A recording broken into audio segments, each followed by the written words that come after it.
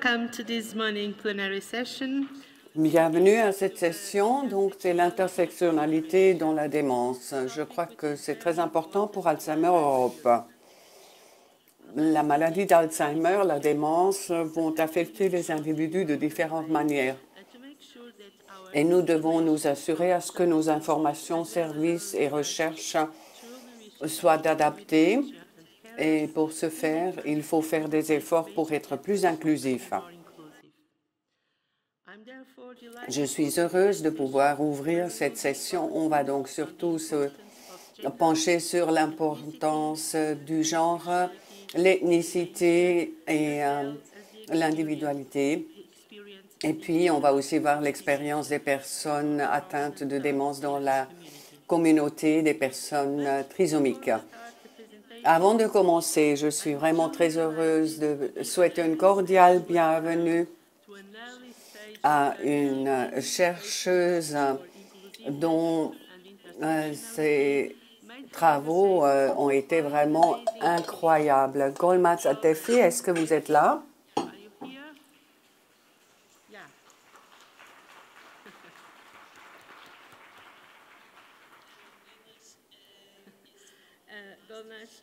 Elle vient de l'université de Maastricht et puis elle a décidé de faire du patin à roulettes pour la démence et elle voulait donc traverser la plus grande distance pendant le mois de Alzheimer. Donc, elle a décidé de passer de Maastricht à Genève pour notre conférence. Et en route, elle a rencontré des chercheurs et des défenseurs de la maladie d'Alzheimer, y compris l'équipe d'Alzheimer Europe au Luxembourg, lors de la journée mondiale de la maladie d'Alzheimer. Tout au long de son voyage, elle a souligné l'importance de l'inclusion dans les soins et la recherche sur la démence. Alors, j'ai le grand plaisir d'accueillir Golnaz. Félicitations, vous avez donc battu le record du monde en parcourant 1026 km en patin à roulettes. Et regardons donc une courte vidéo de quelques moments forts de votre voyage vraiment impressionnant. S'il vous plaît. My name is Golnaz Atefi, and I am a dementia. Je suis Golnaz Atefi, je suis chercheuse depuis le 1er septembre. J'ai fait du patin à roulettes au-delà de 1000 km pour arriver ici à Genève pour être avec vous. Donc, la numérisation et les nouvelles technologies ont le potentiel de transformer les soins. Ces technologies peuvent donner un accès plus facile pour avoir des bons soins, aussi pour les personnes atteintes de démence et les aidants, et ceux aussi qui sont aujourd'hui isolés. Mais il y a quand même un grand défi. Les données relatives à la démence doivent être partagées avec des populations diversifiées et peut-être on n'a pas vraiment toutes les données inclusives pour toutes les personnes. Alors, j'aimerais vraiment rendre attentif à ce sujet. Je voudrais donc aller vers les membres de communautés professionnelles pour savoir ce que tout le monde fait et ce qu'on pense. Donc, on a les nouvelles horizons et les innovations ici. Oui, c'est important qu'on puisse aussi atteindre les communautés qui sont sous-représentées. Il est vrai que la numérisation et l'innovation vont jouer un rôle important.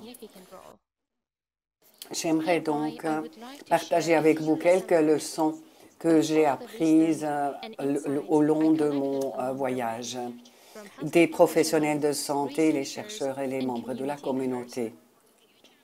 On veut donc avancer dans la recherche, on veut être plus inclusif. Est-ce qu'on va aussi avoir des données représentatives pour tout le monde? Est-ce qu'on peut avoir un accès équitable par rapport à la santé en ligne? Nous devrions donc augmenter la sensibilisation par rapport à toutes ces recherches. Et est-ce que les données sont vraiment représentatives? Il faut se poser la question. Il faut aussi mettre en place des politiques qui vont justement aller dans le sens de l'inclusion. Est-ce qu'on renforce aussi les capacités des personnes à faire face au monde numérique? Est-ce qu'on fait notre recherche de façon transparente? En allant en avant, il faut engager tous les acteurs dans cette voie. Est-ce qu'on prend en compte les implications éthiques par rapport à l'intelligence artificielle dans la santé? On devrait aussi partager les données au niveau international et les collaborations interculturelles. Est-ce que la santé numérique est accessible pour tous les adultes? Alors, comment est-ce qu'on évalue l'efficacité? Et puis, finalement, on devrait aussi établir des mécanismes pour avoir les communautés impliquées. Donc, maintenant, il faut agir. En se focalisant sur l'inclusivité, on peut donc remplir cette lacune pour que personne ne soit laissé pour compte dans cette époque numérique. So, congratulations, Golnas, for your record, and thank you so much for campaigning for inclusiveness. Voilà, félicitations, Golnas, pour ce record et merci d'avoir fait cela pour l'inclusion.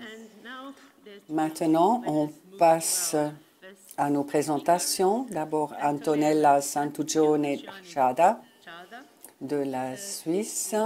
Elle va nous parler de l'importance du genre dans la recherche sur la démence. Elle est donc médecin. Elle est connue pour son expertise dans les neurosciences et la psychiatrie.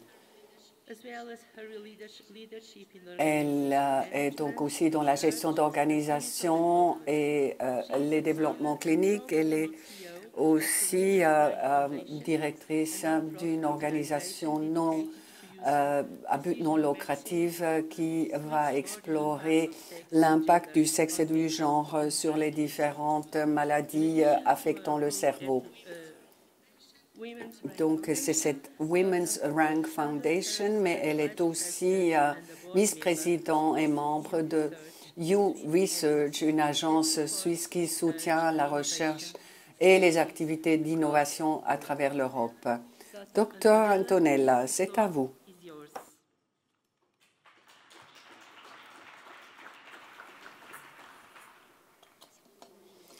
Bonjour à tout le monde. Merci de me donner l'occasion de vous parler ce matin. Je suis très heureuse de savoir qu'il y a une femme ici dans la salle qui a battu un record mondial.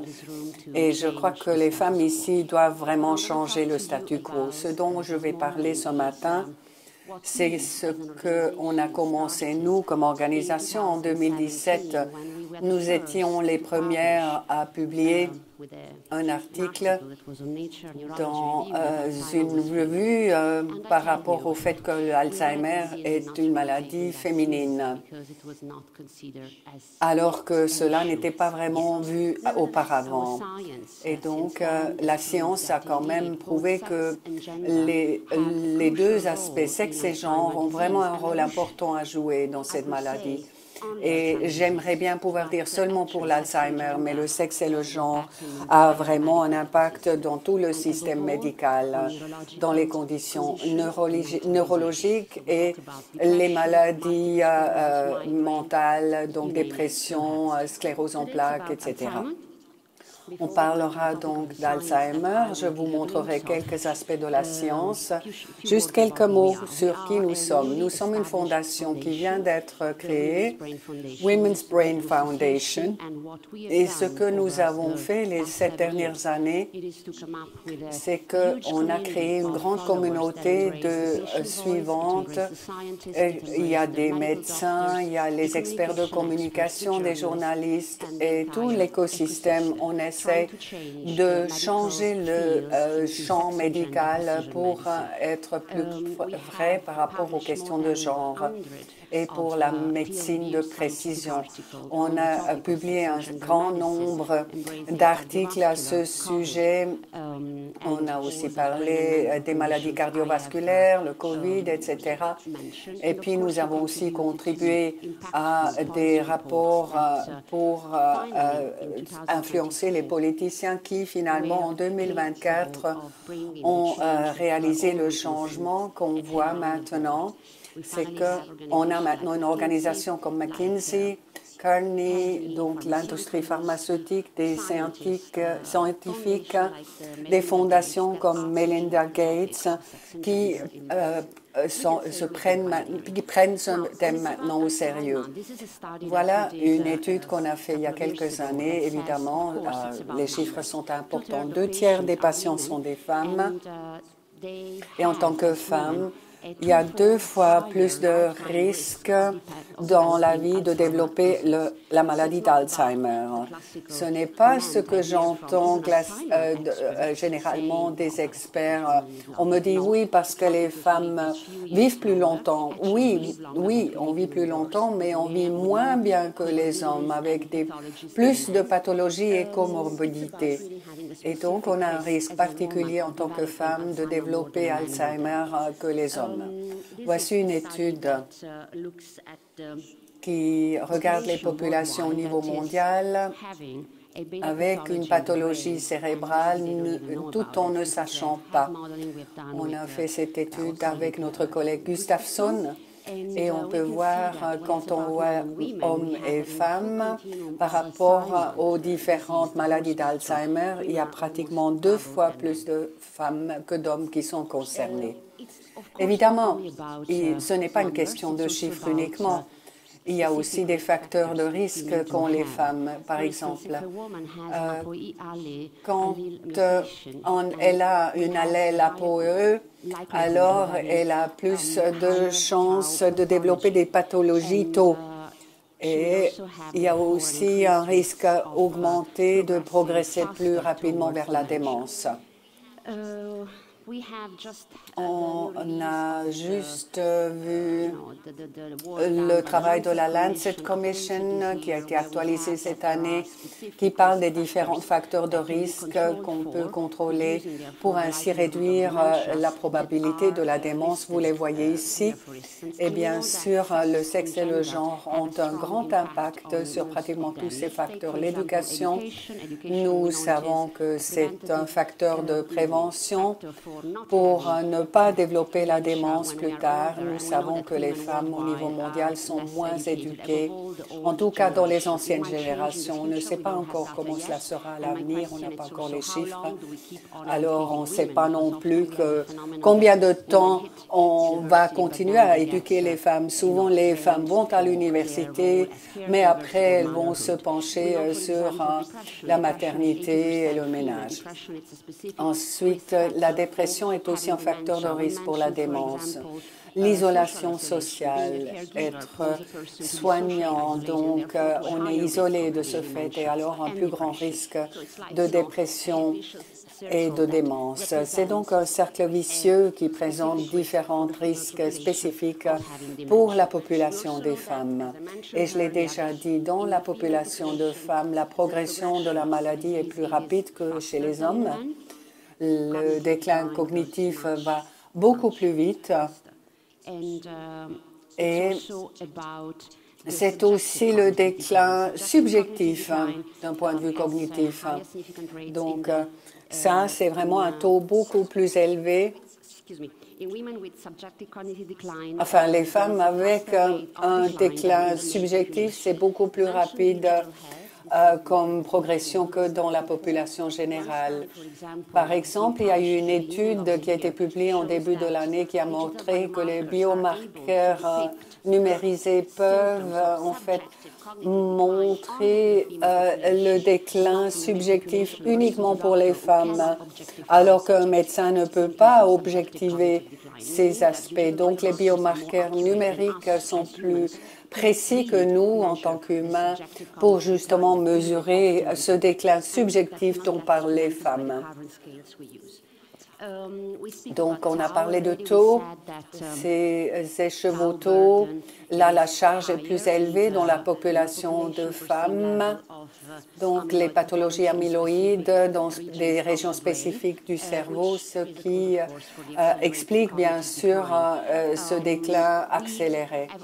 Ensuite, il y a aussi une publication il y a quelques semaines qui a montré que le chromosome X peut aussi être associé à un plus grand risque d'Alzheimer chez les femmes. Alors, pourquoi est-ce que cela a un impact? Eh bien, c'est très fondamental par rapport à nos essais cliniques. Donc, la ménopause est aussi un facteur de risque pour la maladie d'Alzheimer.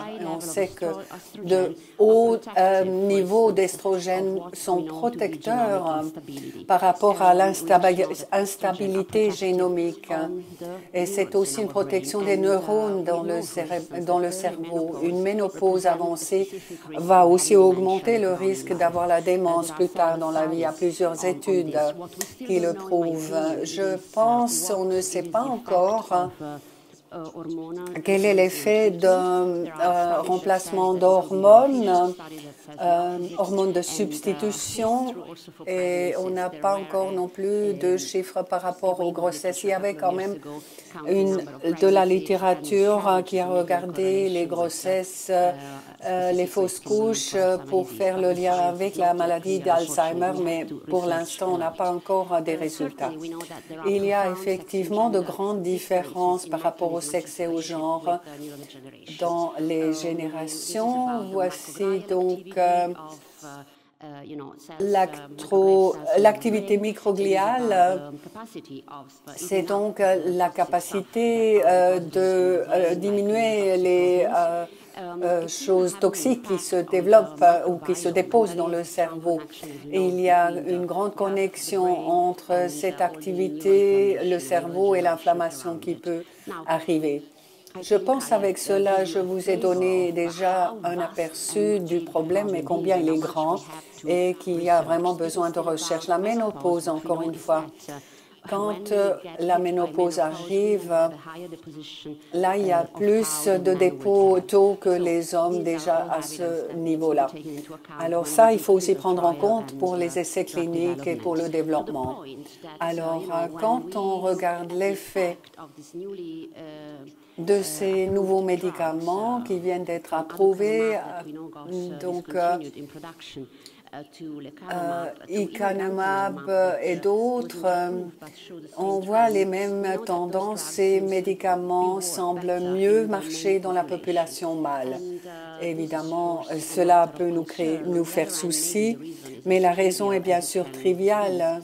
Qu'en est-il d'un ajustement des doses pour les femmes? Peut-être les femmes ont besoin de doses plus élevées que les hommes. Il faut prendre cela en compte quand on fait ces essais et dans la science clinique. Je peux le dire, j'ai travaillé dans un laboratoire, j'ai aussi travaillé comme régulatrice, j'ai vu des patients et je n'ai pas fait cela et on ne me l'a pas enseigné. Et quand je pose cette question, justement, si on ne pouvait pas expérimenter, donc par exemple ne pas mélanger les souris mâles et femelles par rapport au test de cognition, parce que j'ai dit cela à mon professeur, c'est comme si je prends mon teenager, mon adolescent, et je lui fais faire des tests mathématiques avec des filles dans des bikinis. Et puis les filles font les mêmes tests avec des beaux garçons qui tournent autour. Les résultats sont biaisés. Alors voilà, c'est un peu un problème systématique qui commence in vitro. Et on a de la science et des publications qui disent que même dans le système in vitro, il faudrait penser au sexe. J'ai parlé avec une dame en biotechnologie. Elle m'a dit... tu sais combien c'est difficile de trouver des cellules féminines? Alors voilà, c'est ce qu'on va publier d'ici quelques semaines. Cela montre, par exemple, que là, on a les résultats sont biaisés par rapport au sexe de la personne qui fait un test, qu'il s'agisse d'un homme ou une femme, et les femmes sont toujours plus élevées dans les scores que les hommes. Le biais est aussi dans le niveau de relation entre la personne qui fait le test et la personne qui observe. Donc, je vous donne des exemples comment ce biais est là dès le début jusqu'au bout. Et je peux dire que c'est des choses assez simples. Qui fait le test? Qui va impacter le résultat de tout un essai clinique qui a demandé du temps et des milliards. Donc, je crois qu'on doit vraiment continuer avec nos biomarqueurs numériques, car cela nous donne des mesures objectives. Maintenant, quand on parle du problème de genre, ce n'est pas un problème de femmes, mais c'est le fait que les femmes sont souvent les aidants, les soignants de personnes atteintes de démence ou d'Alzheimer, ce qui est vrai en fait pour les autres maladies aussi, mais même pour le Alzheimer. Et comme j'ai déjà dit, donc être soignant, là, il y a plus de risques d'isolation sociale, de dépression, et alors le risque augmente par rapport à la démence. Voici des données qui m'irritent profondément parce qu'il y a vraiment ce biais au niveau mondial quand on parle des femmes et des hommes et comment on gère les patients. Ce sont des données de l'OCDE et donc on voit que les femmes qui ont partagé ces données, ces femmes ont 31% plus de probabilité de recevoir des médicaments antipsychotiques. Donc, cela va donc enlever les symptômes et fermer le cerveau. Je ne crois pas que c'est une solution, non. C'est juste une façon de pacifier nos patientes. Et bien sûr, il y a d'énormes effets secondaires. Donc, il faudrait... cela veut aussi dire que les femmes vont plus facilement être dans les foyers, dans les EMS. Elles ont moins de moyens que les hommes et puis on leur donne des antipsychotiques avec des antidouleurs, des somnifères, etc. On peut voir les différentes statistiques des pays et on trouve le même phénomène en Europe et à travers le monde. C'est quelque chose que je n'aime pas. C'est ce que je veux changer. C'est ce qu'on change en tant qu'organisation. Comment? C'est donc une de nos initiatives. On organise ensemble avec Medscape un forum qui va enseigner aux professionnels de santé combien les différences entre sexe et genre sont importantes, et ceci par rapport aux pathologies cérébrales et Alzheimer. Évidemment, c'est un thème très complexe. Cela demande beaucoup de ressources d'organiser un tel forum. On aimerait atteindre environ 20 millions de professionnels de santé qui seront formés à ces différences, parce qu'on peut en parler en long et en large, mais si le médecin ne voit pas cela, qui reçoit une patiente ou un patient dans son cabinet, les choses ne vont pas changer. Il y a 2 jours, on a aussi présenté le travail qu'on fait sur le patient journey, le parcours de patient. Les hommes et les femmes ne sont pas pareils. Les femmes reçoivent beaucoup plus d'antidépresseurs et les hommes voient plus souvent les spécialistes que les femmes. Alors, il y a des choses à changer. Voici donc notre science. Pensez-y, nous sommes une organisation qui se soutient elle-même. On est très productif. On a 60 plus scientifiques à travers le monde qui publient avec nous et nous créons beaucoup de choses. Pour l'instant, je crois qu'on a eu 6 articles depuis le début de l'année. Tout a été soumis. On fait aussi une publication avec McKinsey. Vous avez peut-être entendu parler d'une initiative qui a été lancée au World Economic Forum par rapport au retour sur investissement et notamment dans le domaine de la recherche sur les femmes. Donc 20% de cet argent va à cette question-là. Et autre chose qu'on fait aussi, c'est une campagne de sensibilisation pour trouver du financement. Donc, on est d'accord de partager avec vous quelques cartes postales. On voulait le faire, mais on les a perdues quelque part. Mais allez sur notre site web, s'il vous plaît, et soutenez notre recherche. Je trouve que les femmes sont importantes. Les hommes ne sont pas intéressés par ces thèmes. Moi aussi, je suis mariée à un magnifique homme, j'ai des fils, mais c'est un thème qui concerne les femmes et il y a beaucoup de femmes ici présentes et les choses doivent changer.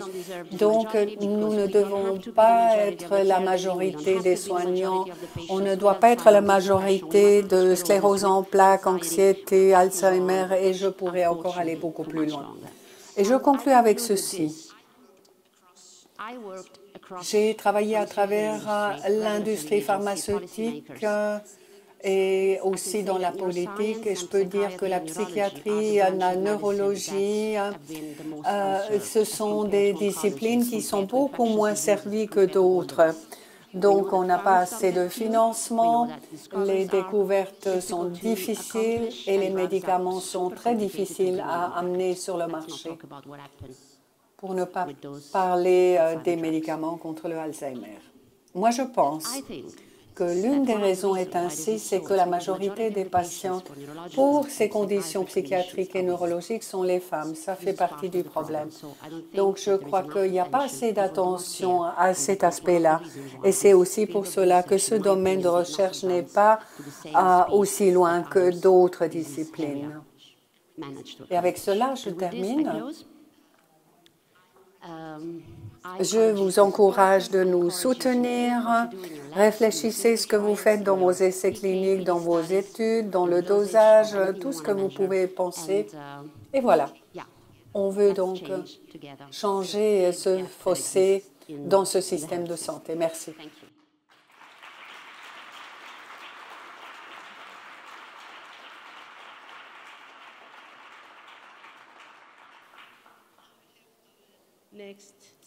Il y a maintenant notre prochaine oratrice, Rune Nielsen du Danemark. Elle parlera d'atteindre et inclure les groupes ethniques minoritaires dans la recherche sur la démence. S'il vous plaît.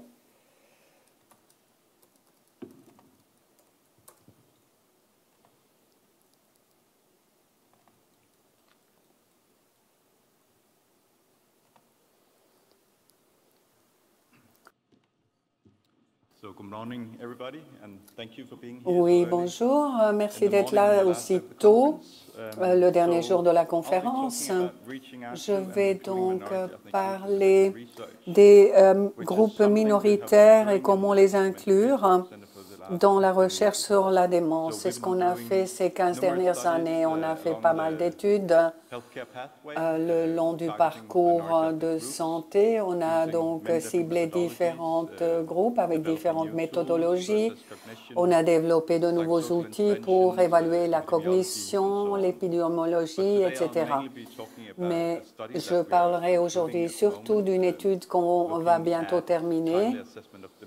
Il s'agit donc d'évaluer la démence dans des groupes minoritaires de façon précoce. On a déjà entendu dans d'autres présentations, il y a de plus en plus de personnes de groupes minoritaires qui souffrent aussi de démence. C'est qu'il y a de plus en plus de populations âgées aussi, et cela concerne aussi les groupes ethniques.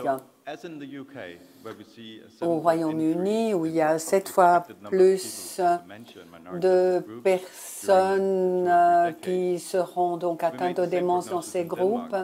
On a aussi vu cela au Danemark.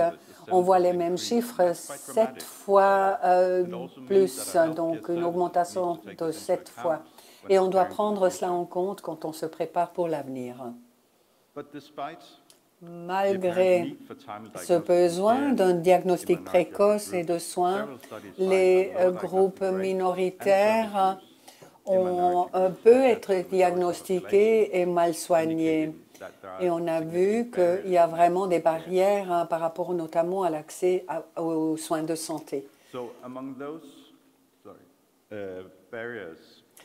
Parmi les barrières,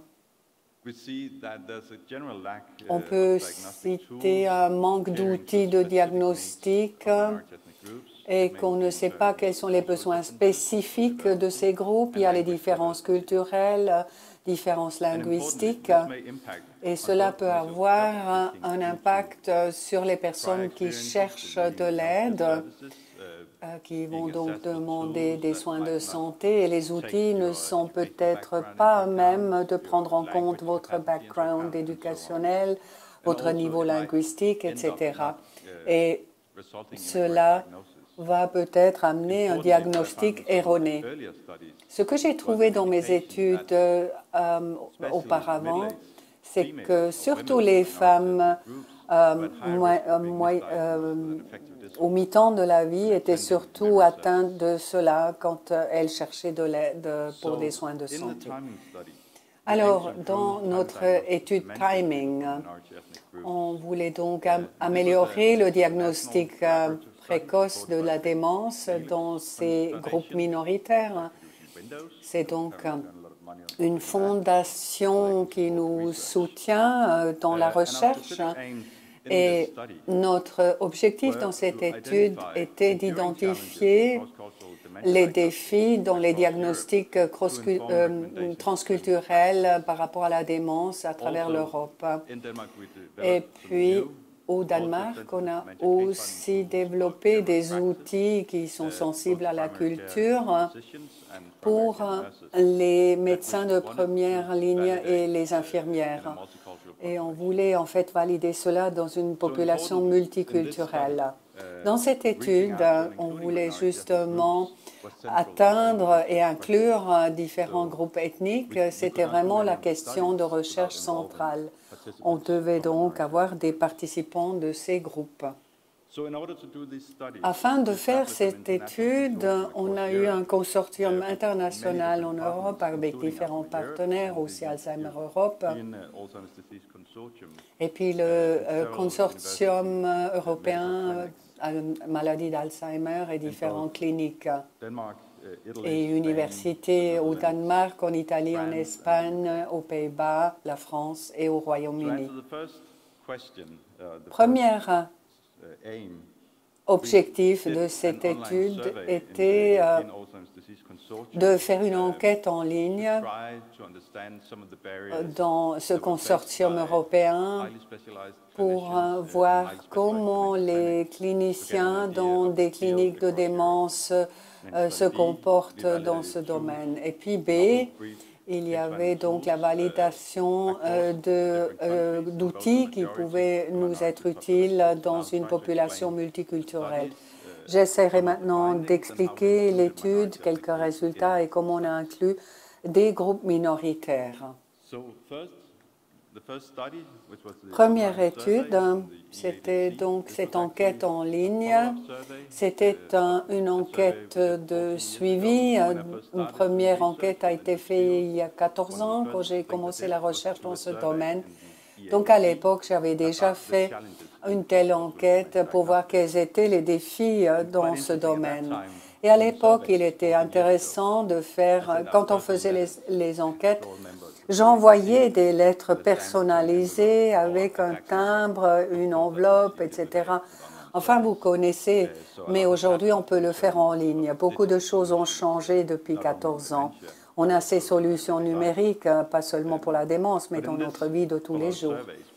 Alors, dans cette enquête, on a eu 33 de ces centres qui ont répondu dans 15 pays, qui ont participé donc à ce questionnaire.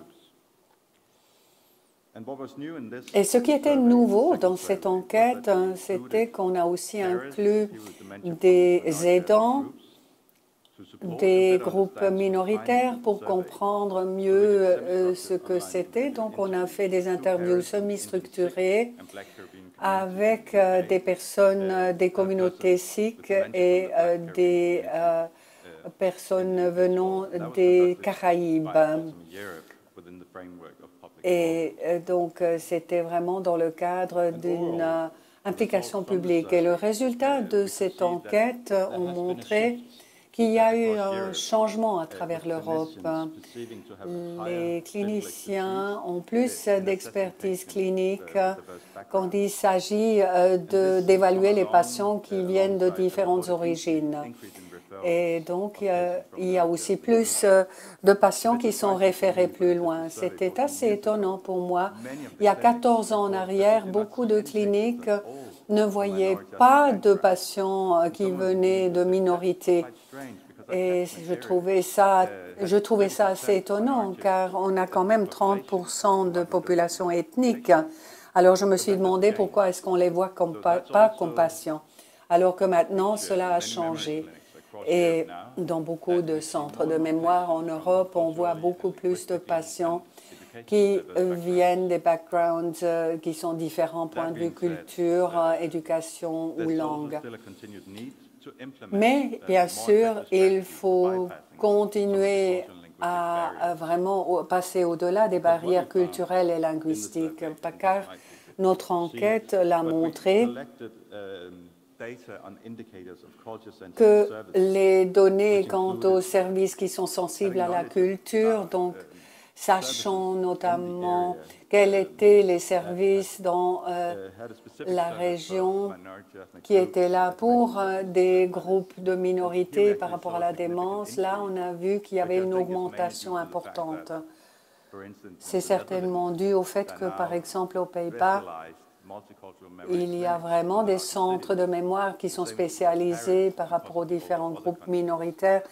La même chose est vraie pour Paris et d'autres pays. Donc, il y a besoin de créer des services spécifiques pour certains groupes minoritaires.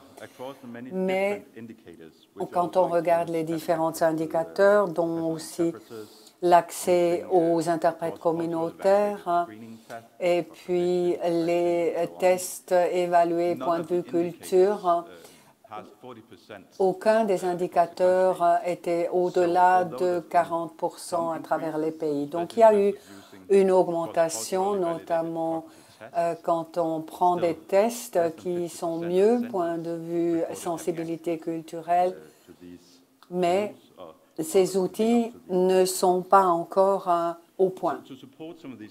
Alors, pour soutenir certains de ces résultats, on a aussi demandé l'avis des personnes atteintes de démence et leurs aidants. Et ce dont on a discuté, c'était surtout comment on peut utiliser les membres de famille comme interprètes plutôt que d'avoir des interprètes communautaires professionnels. Et ce sont là quelques déclarations qu'on a reçues des personnes atteintes de démence ou leurs soignants. C'est un problème quand on utilise les membres de famille comme interprètes, même s'ils savent parler les langues, connaissent ou la patiente, ce qui est une bonne chose, mais il y a des limitations. Par exemple, un aidant disait qu'avec la famille, il y aura beaucoup d'émotions, ils ne vont peut-être pas comprendre ce qui se passe, ça peut être dur pour les personnes présentes. Donc, quand vous avez un membre de famille présent, un aidant qui est là pour donner des informations lors de l'évaluation, oui, OK, c'est ça le rôle, donner des informations et pas interpréter. Interpréter est vraiment une profession. Et le thème de l'empathie est important car si vous êtes proche de la personne atteinte de démence, vous allez peut-être cacher ou augmenter certaines choses. Donc, les membres de famille ne vont peut-être pas tout interpréter, vont peut-être essayer de cacher certaines choses pour, en quelque sorte, protéger la personne atteinte de démence. Il peut y avoir des biais. Alors, ce qu'on a aussi fait, c'est qu'on a essayé de valider quelques nouveaux outils. Et dans cette étude, on a réussi à inclure pratiquement 400 patients de centres de clinique et presque 80 participants de contrôle, dont un tiers étaient des immigrants. On a déjà discuté cela auparavant. Qui sont ces minorités? Les immigrants, oui. différentes personnes venant de différents pays. Donc, dans cette étude, on le voit assez bien, les participants venaient de 49 différents pays et on parlait environ 41 différentes langues, ce qui montre aussi que la réalité clinique en Europe par rapport à la diversité culturelle est immense. Alors, si on veut s'occuper de tous ces besoins linguistiques, ces différences culturelles, en développant des outils cognitifs, cela ne serait pas possible si on avait voulait avoir des outils vraiment spécifiques pour chaque groupe. Donc, une grande partie de notre recherche consiste à développer des outils qui peuvent être appliqués à travers les différentes cultures, langues, etc. Car si on doit avoir 49 différents outils dans son tiroir comme clinicien, ce n'est pas possible. On devrait avoir un outil principal et une ou deux alternatives, mais on ne peut pas gérer plus. Alors, dans cette étude, pour inclure tous les participants, nous avons collaboré à travers 8 sites, plusieurs pays de grandes villes en Europe, et les membres de cette étude font partie de ECRON, donc ce consortium européen de la neuropsychologie transculturelle. Donc, on avait besoin de ce soutien pour combiner nos forces, faire cette recherche à travers les cultures. Et aujourd'hui, il y a environ 40 membres en Europe et en dehors de l'Europe aussi qui collaborent autour de ces thèmes. Donc, tous les membres étaient vraiment intéressés par le thème et avaient une expertise. Les endroits qui savaient le mieux trouver des participants, c'était les centres de mémoire à Copenhague et à Madrid, parce que ces centres ou ces cliniques avaient beaucoup de patients qui provenaient d'origine migratoire. Et donc, il y avait beaucoup de patients avec des backgrounds divers. Et ensuite, il y avait les cliniques à Paris, à Rotterdam, qui étaient des cliniques de mémoire spécialisées dans le multiculturel. Donc, c'était important pour l'inclusion, mais aussi pour obtenir des patients. Donc, on ne devait pas les chercher. Les patients, on nous les envoyait.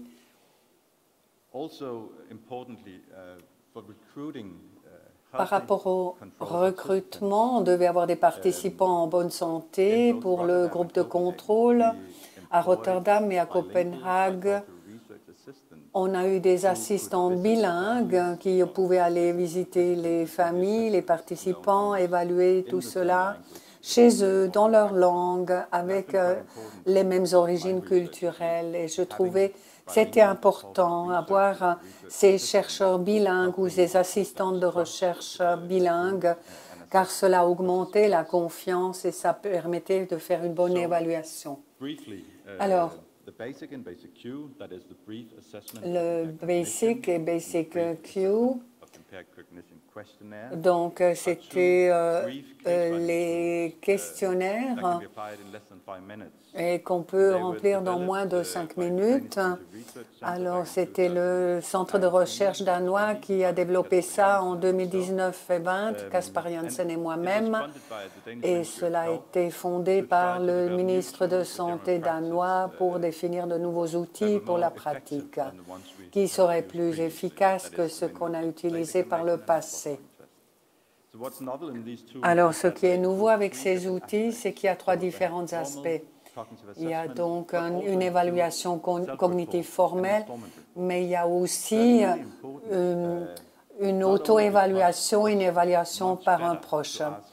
Je crois que c'est beaucoup mieux de demander aux proches aidants de faire aussi une évaluation parce qu'ils sont autour de ces personnes. Et c'est un outil qui est assez inclusif. Mais bien sûr, il faut aussi avoir l'opinion du patient ou de la patiente et les soignants, les proches aidants par rapport au fonctionnement cognitif. Donc, c'est vraiment inclusif. Et dans nos études originelles, il y avait une précision assez élevée. Alors maintenant, le questionnaire BASIC qui était développé pour avoir le feedback aussi des infirmières qui nous disent, par exemple, oui, quand nous rentrons dans la maison, nous ne voulons pas faire une évaluation formelle, cela va influencer notre relation. Donc, on veut avoir des items qui peuvent être demandés dans une conversation au quotidien. Donc, il y avait quelques questions par rapport à l'orientation, le temps, l'âge, etc. Et donc, il y a de nouveau une auto-évaluation, évaluation par les prochains. Oui, le temps court. Je vais être bref. Ces mesures, on les a validées dans une population multiculturelle à travers l'Europe. On a trouvé que les questionnaires BASIC et BASIC-Q étaient affectés par le sexe, l'éducation, le statut d'immigration et si le test était fait en première ou deuxième langue. On a aussi trouvé que c'était vraiment très précis comme diagnostic par rapport aux déficiences cognitives. Et il n'y avait pas une grande différence entre la population indigène et les minorités. Donc, effectivement, ce semble vraiment être quelque chose qui peut être appliqué à différentes cultures. Et très brièvement encore, quel était donc le succès et qu'est-ce qui était moins positif? Donc, on a pu donc recruter les patients, on a eu ces chercheurs bilingues, ce qui était vraiment clé, en tout cas pour ma recherche, collaborer avec les cliniques spécialisées, avec une grande expertise, avec les diagnostics multiculturels et utiliser les médias sociaux de collègues bilingues venant de différentes cultures. C'était important pour recruter les patients. Et bien sûr, on proposait aussi d'aller visiter les gens à la maison parce qu'il ne faut pas attendre à ce que les gens viennent à la clinique. Parfois, c'est difficile, notamment pour les personnes âgées qui ont besoin qu'on les transporte, etc. Donc, voilà. Quels sont mes messages clés maintenant? C'est que je ne crois pas que c'est difficile d'atteindre les groupes ethniques minoritaires, mais il faut vraiment avoir une attitude différente de la part des chercheurs. Alors, les pratiques qu'on utilise pour trouver ces participants ne prennent pas toujours en compte les besoins de ces groupes, notamment par rapport au langage, la langue. Donc, souvent, les participants ne parlent pas la langue du pays. Alors, on n'inclut pas nécessairement les personnes de groupes ethniques minoritaires. Alors, je dirais que les chercheurs devraient être créatifs et flexibles dans leur stratégie de recrutement et prendre en compte différentes stratégies avant de commencer un projet qui concerne les groupes minoritaires. Merci. Thank you very much for your excellent presentation. Merci beaucoup pour cette excellente présentation. Et maintenant, on passe au prochain orateur. Oh, mes lunettes. C'est John Angel Bond du Royaume-Uni. Il va parler donc de la démence puissance queer. Il est donc un chercheur à l'université de Stirling. Il se focalise sur l'expérience unique des hommes queer atteints de démence. C'est aussi inspiré par son expérience à lui, où il a dû donc soutenir un homme queer atteint de démence qui devait à nouveau cacher son orientation. Il fait partie de la communauté LGBTIQ vivant avec la démence. Donc, il a 12 ans d'expérience, d'avoir travaillé dans différents foyers à travers Wales et de Galles. Et donc, il fait partie du groupe de conseil LGBTIQ et il s'occupe d'individus dans ce sens. Son travail est inspiré par le fait ou par l'idée que les personnes queer peuvent vivre sans stigma et sans peur. Merci beaucoup. Merci. Je vais donc parler d'un article que j'ai donc écrit avec mon collègue Mike Parrish du groupe de conseil LGBTIQ et démence. Donc, j'ai un doctorat, je suis un chercheur à l'université de Stirling, directeur d'un groupe de conseil LGBTQ+, et démence. Mike Parrish est aussi un aidant de son époux et un chercheur. Voilà, aujourd'hui, on va donc parler de soins inclusifs pour les personnes LGBTQ+, atteintes de démence. On voudrait voir quelles sont les spécificités et les pratiques. Je voudrais aussi aller à l'encontre de mythes et de mauvaises conceptions, partager les meilleures pratiques, promouvoir de formation et le changement. Voilà. Donc, il y a un projet qui a été lancé par la Société d'Alzheimer au Royaume-Uni et ils ont estimé qu'il y avait environ 68 000 personnes LGBTIQ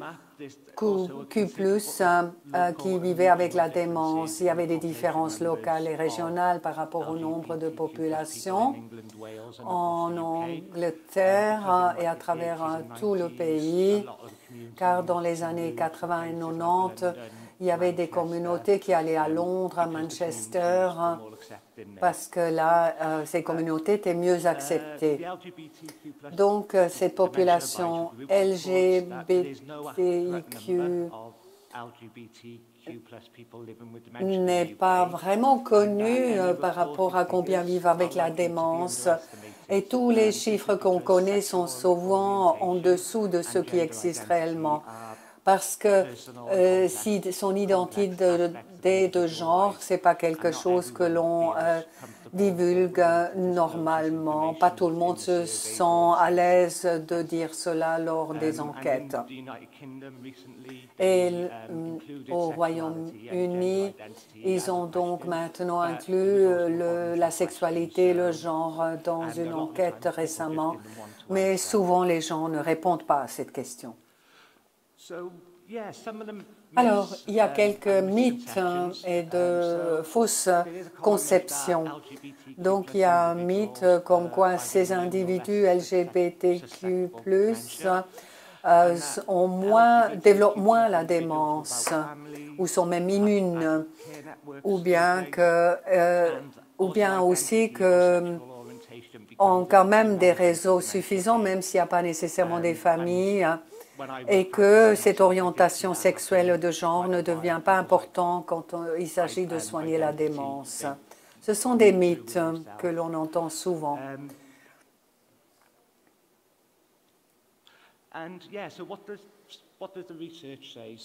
Qu'est-ce que dit la recherche en fait? Il y a plus de vulnérabilité et la recherche montre que ces individus LGBTIQ+, ont plus de risques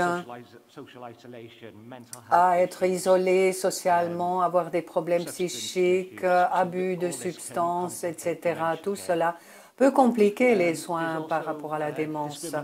Il y a aussi une discrimination de la part des différents services. Beaucoup de ces individus LGBTQ+, disent qu'on ne les traite pas correctement Et bien sûr, du coup, on va moins chercher de l'aide. Il y a eu récemment un film qui a été lancé, Ted and Noel, et donc c'est une histoire vraie. Un couple gay, l'un était dans un EMS et il a été abusé de façon homophobe par le personnel en 2020, 21, 22. Donc c'est tout récent.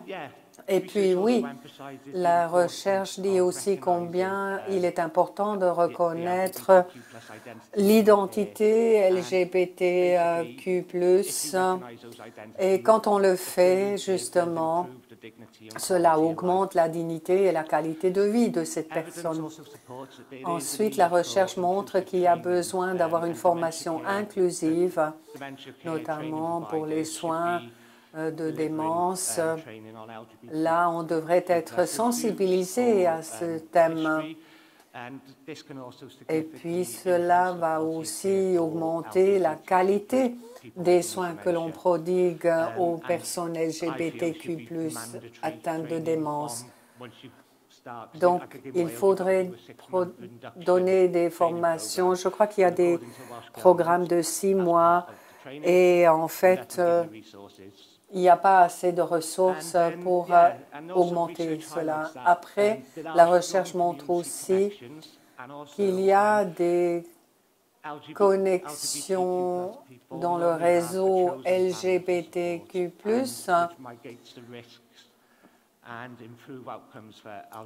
et donc les individus ont un certain soutien, mais peut-être pas tout le monde. Voilà. Alors, parmi les expériences culturelles, les individus LGBTQ+, j'ai perdu le fil. Voilà. La démence ne fait pas de différence, donc ces individus LGBTQ+, ont même plus de risques par rapport à l'isolement social, l'anxiété, et quand on agit, cela devient plus difficile encore. Et puis ces individus LGBTQ+, leur identité reste importante par rapport à leur dignité et leur bien-être. Et ce sens de qui on est devrait être reconnu à tous les stades de la vie. Mais quand les choses ne vont pas bien, qu'est-ce qui peut se passer? C'est donc mon expérience. Je suis moi-même gay. Quand j'ai travaillé dans ce secteur, il n'y avait pas de formation, même si moi je le connaissais par expérience personnelle, il n'y avait pas de formation, pas de soutien. Et il peut y avoir une discrimination volontaire ou inconsciente. Et c'est pour cela que j'aime tellement ce que je fais. Je crois que après une année de travailler à l'EMS, un gars atteint de démence est venu vers moi.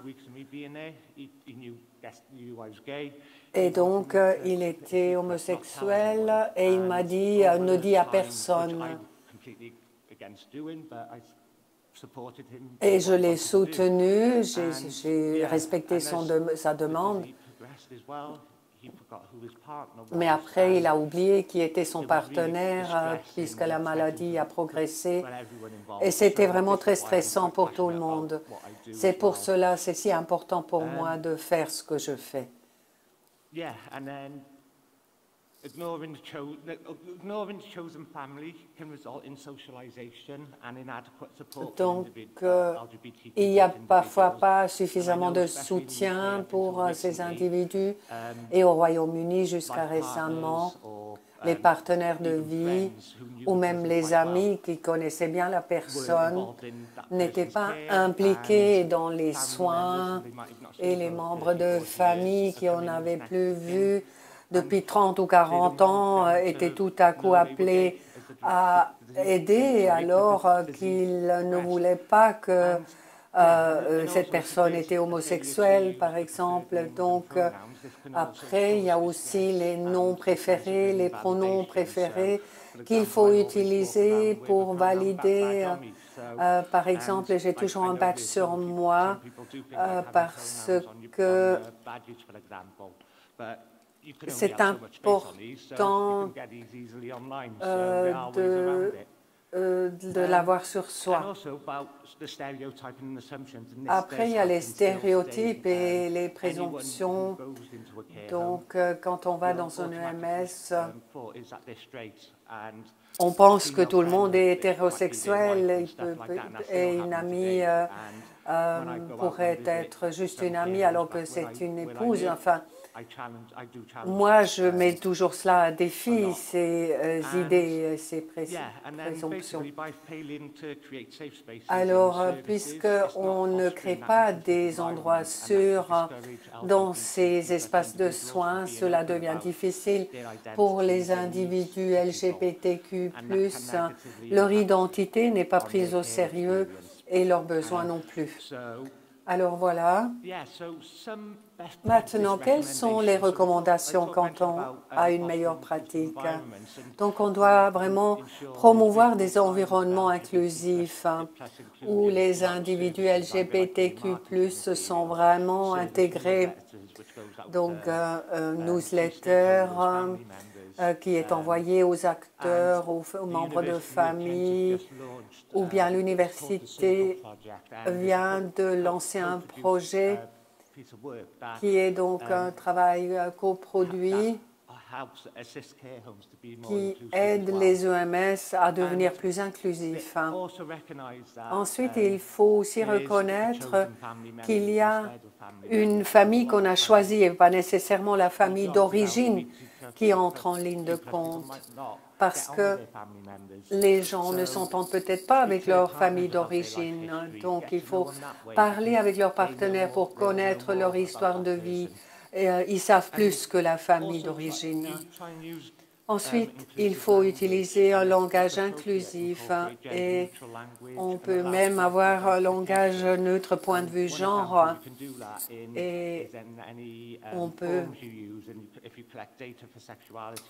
donc quand on collecte des données, il ne faut pas donner juste des boîtes à cocher, mais plutôt laisser une ligne où on peut dire des choses plus longuement. Moi, je ne suis pas seulement gay, je suis aussi bisexuelle et les formulaires ne permettent pas de mettre plusieurs options. Alors ensuite, il faut donner une formation complète au personnel où on ne parle pas que de la maladie, mais aussi de l'histoire du patient. Donc, chaque identité, chaque personne a des besoins spécifiques et ce dont moi j'ai besoin peut être différent d'un autre homme homosexuel. Et ensuite, donc, soutenir l'expression de l'identité et du genre. Et puis, il faut aussi promouvoir les connexions à la communauté LGBTQ+, donc des liens avec le switchboard à Brighton pour les personnes LGBTQ+, où il y a des services en ligne, ou United Communities qui s'occupent des populations à Londres, etc. Alors pour moi, c'est vraiment un appel d'agir. Donc il faut vraiment se mettre en avant pour des politiques inclusives et soutenir les organisations LGBTQ+, par rapport à la démence, car pour l'instant, cela n'est pas vraiment le cas. La plupart des stratégies de démence, en tout cas au Pays de Galles, parlent de cette communauté LGBTQ+, mais ne donnent pas nécessairement les ressources. Donc il faut les soutenir, ces organisations. Si vous êtes du Royaume-Uni, Stonewall ou Switchboard, LGBTQ+, Foundation, enfin toutes ces organisations ont des connexions qui permettent de collaborer avec elles pour que tout soit plus inclusif. Et puis aussi mettre en place la formation complète. Et c'est surtout à Londres et à Manchester où cela est possible. Là où je viens, il n'y a rien de tel, il n'y a pas de formation proposée. Et nous espérons avoir une conférence l'année prochaine sur ce thème au Pays de Galles. Ensuite, il faut aussi promouvoir la visibilité dans tous les services de démence. Donc, montrer les symboles LGBTQ+, ou des documents qui parlent aussi de cette communauté. Faciliter l'accès aux ressources.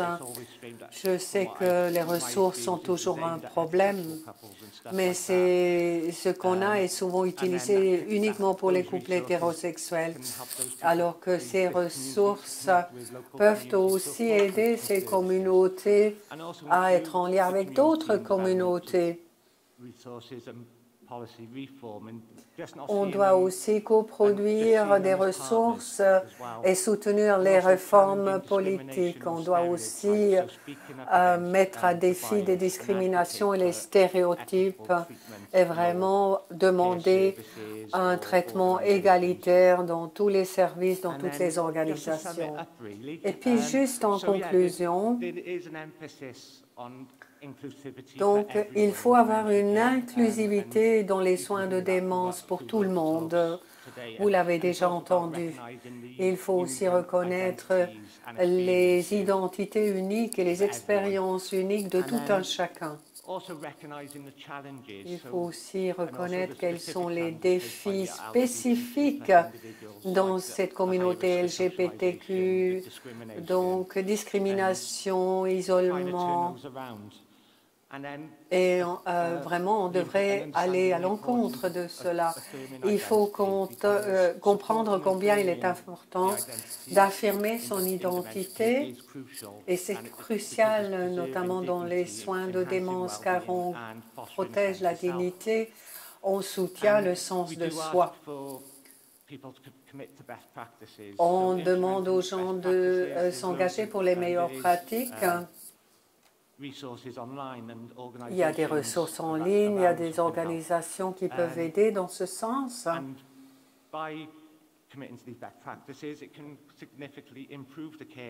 Donc cela peut aussi améliorer, bien sûr, les soins que l'on prodigue à ces personnes. Ensuite, il faut aussi avoir un changement systématique par rapport aux politiques de santé, politiques sociales, pour s'assurer à ce que les individus LGBTQ+,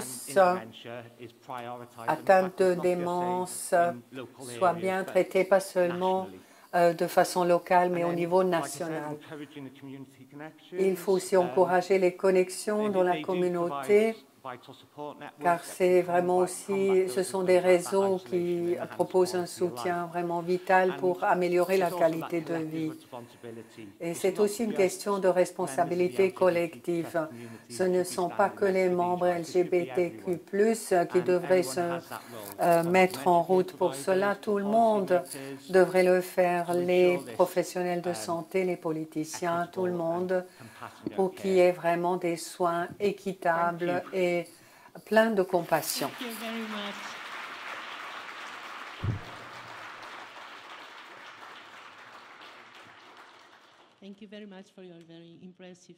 Merci beaucoup pour cette présentation impressionnante. Venez ici. Et maintenant, on va écouter la dernière oratrice, Emer McGlinchey. Elle va parler d'inclure les personnes atteintes de trisomie 24 sur le continuum des maladies d'Alzheimer. Elle est professeure adjointe dans les déficiences intellectuelles, fait partie de la faculté du Global Brain Health Institute au Trinity College à Dublin. Elle a étudié la psychologie. Elle est donc responsable d'un projet de démence. Elle fait partie du consortium Trisomie 24, où il y a justement des biomarqueurs qui sont utilisés sur les personnes atteintes de trisomie 24, aussi neuroimagerie et des biomarqueurs cognitifs. Elle travaille avec des personnes atteintes de trisomie 24. Elle s'intéresse particulièrement à cette population.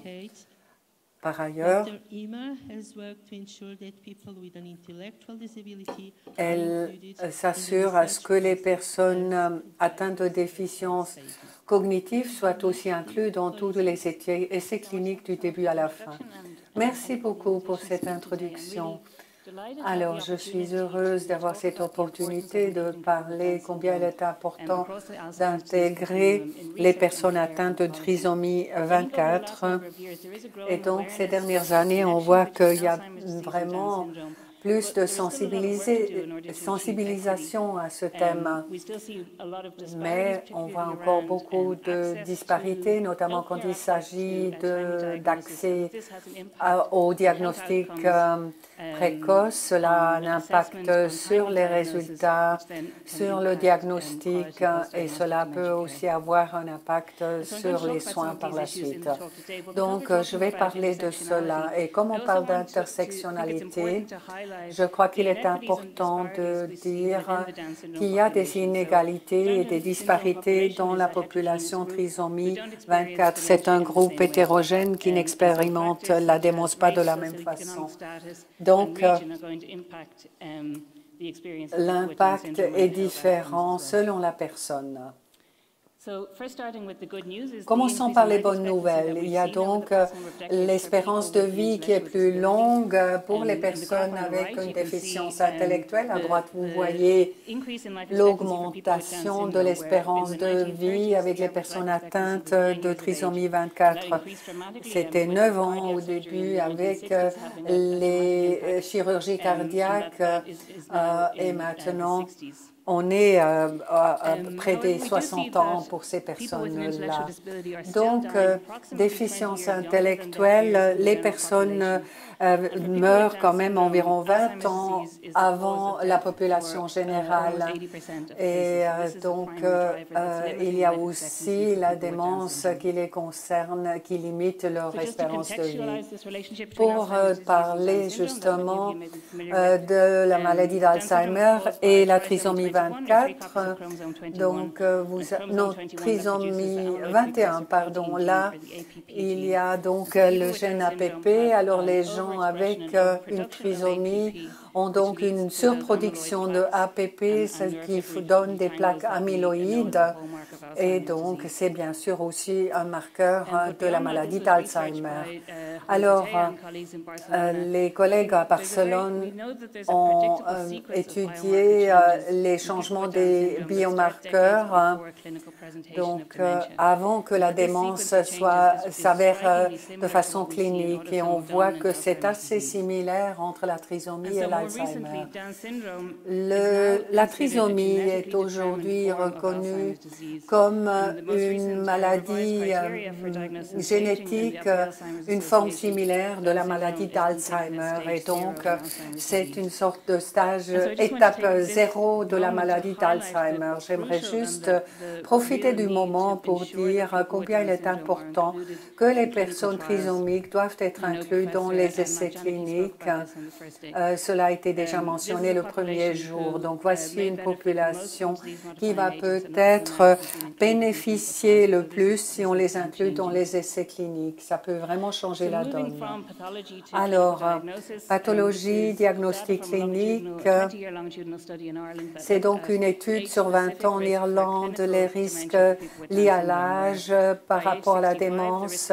Donc, à l'âge de 65, c'est 88% de risque d'avoir une démence et c'est presque à 100% quand les gens vivent plus longtemps. Il y a aussi une méta-analyse qui a montré que l'âge moyen est de 53,8 ans quand la démence arrive. C'est beaucoup plus bas que pour la population générale.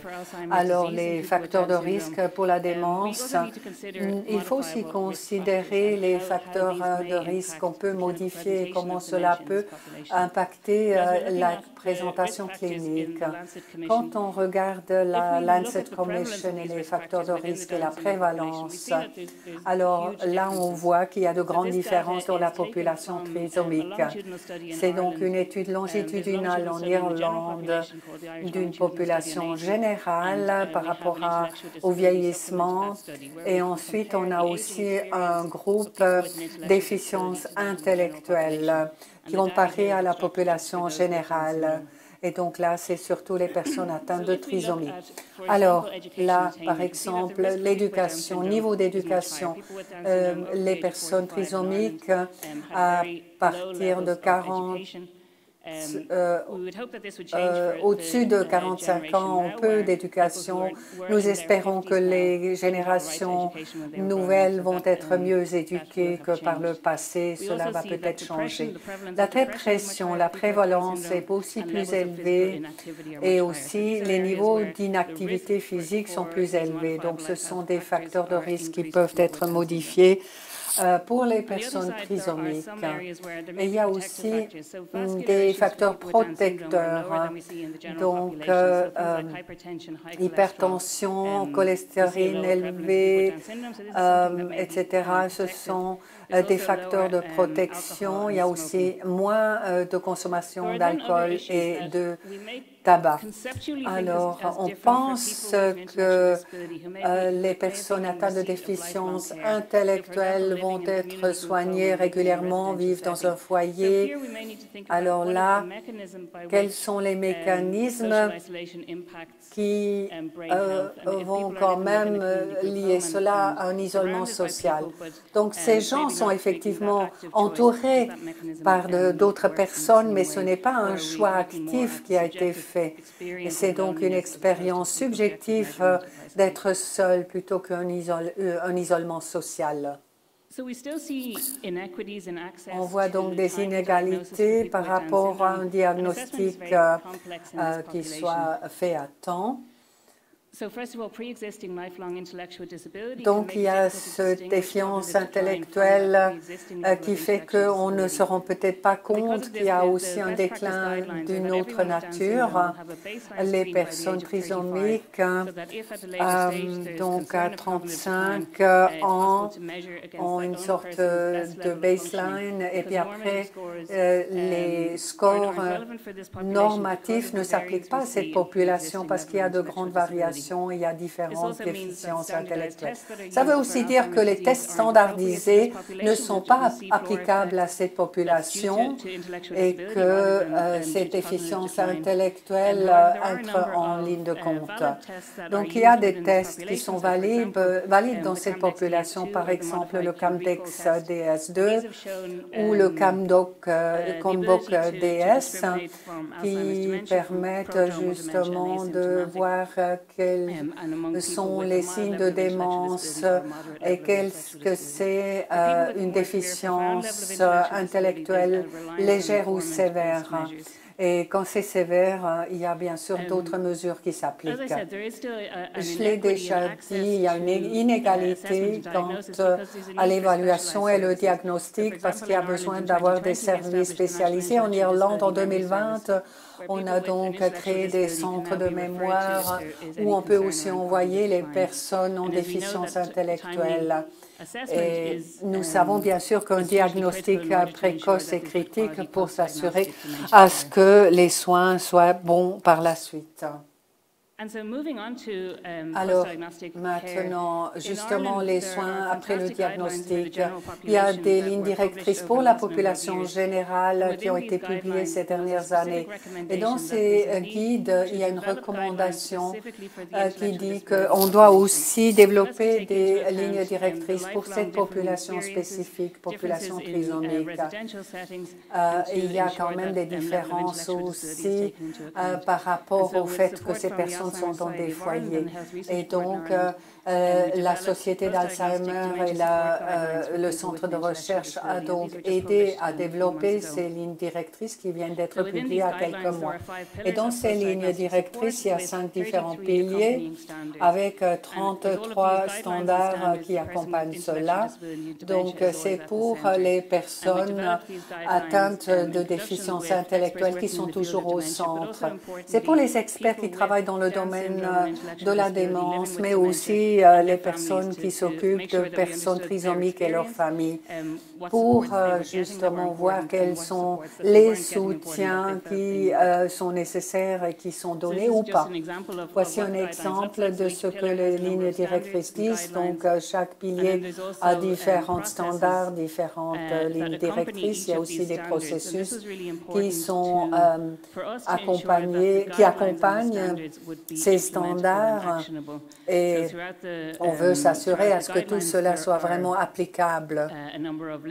Il y a différents liens, différentes ressources qui sont aussi mentionnées, des services pour les personnes en déficience intellectuelle pour que l'on puisse effectivement proposer de bons soins à ces personnes-là.